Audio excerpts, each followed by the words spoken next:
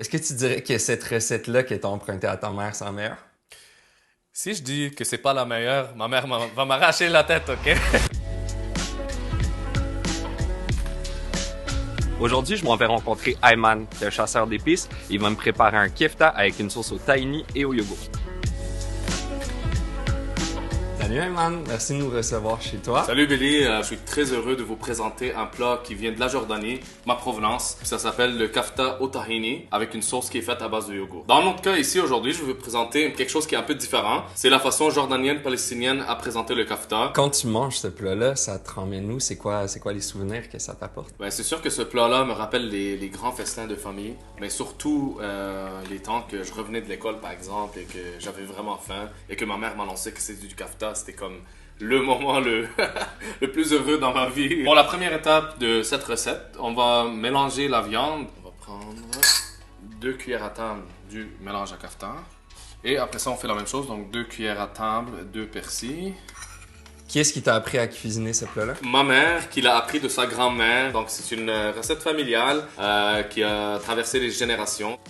Et pour la troisième étape, on mélange le tout jusqu'à ce qu'on a une texture très homogène, très fine, bien mélangée.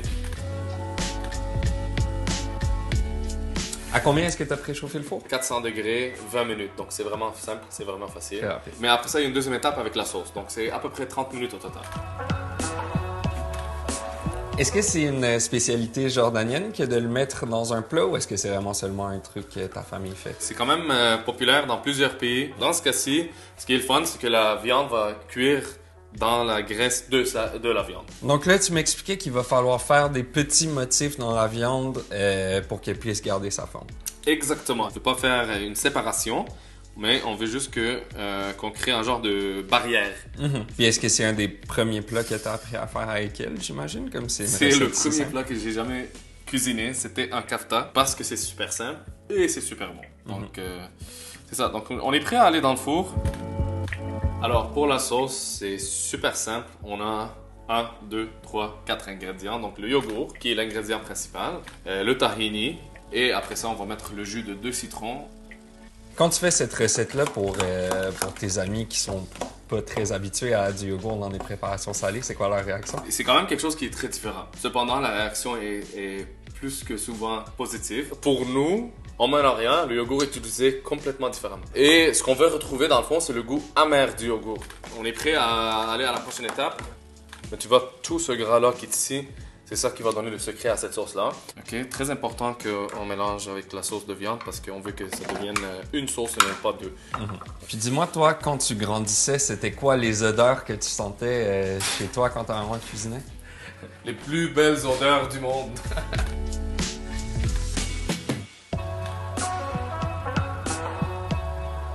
Et comme tu vois maintenant, la sauce est très liquide, donc on va attendre que ça refroidisse un peu et ça va reprendre un peu de densité. Donc très important d'être patient et ne pas consommer ça tout de suite. C'est un plat, je te dirais, plus pour le dîner, pour recevoir. Super facile à faire, très rapide comme tu as vu, très simple.